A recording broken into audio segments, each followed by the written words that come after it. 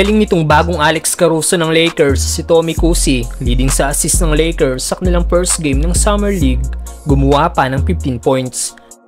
Kuhse snaking the screen. There it is. Pero bago yan, LeBron James sinabing hindi daw mahalaga kung maging maganda ang laro ni Bronny sa Summer League.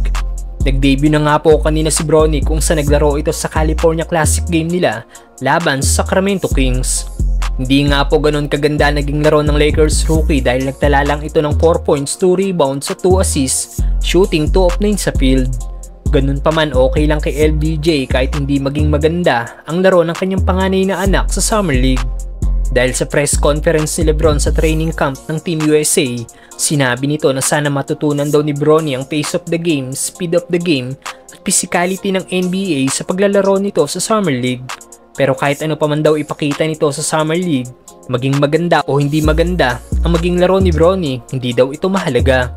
Gusto niya lang daw itong patuloy na mag-grow, mag-practice ng kanyang mga individual workouts, kaya ang pinaka-importanting bagay daw ay patuloy na mas maging better pa si Bronny sa paglipas ng mga araw.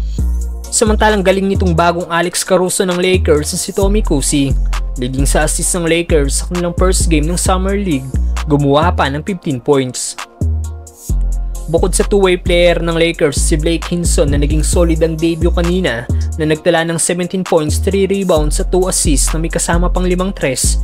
Isa pa sa player ng team na naging maganda ang laro kanina ay si Tommy Kuhse na gumawa ng 15 points, 2 rebounds at Lakers high 8 assists. Itinuturing nga po si Kuhse bilang Alex Caruso ng team dahil bukod sa pagkakapareho ng dalawa ng itsura, may similarities din ang laro ng dalawang player. Ang kagandahan pa sa laro ni Tommy Kuhse ay may tira din ito sa labas. Dahil sa 6 3-point shots attempt niya kanina, 3 tres ang kanyang naipasok. This guy is hooping. Kuhse. Ayos din ang court vision ng Lakers guard dahil nakikita nito ang mga open niyang teammate. Gaya na lang sa play na ito. Olivari. Kuhse. Portrower. Isang solid finisher to the basket din si Kuhse, na maging ang commentator ay napawaw rin sa ginawang move na ito ng Lakers guard. Making the screen. There it is. Whoa, baby. Wow. Solid defender din si Kuhse gaya ni Alex Caruso.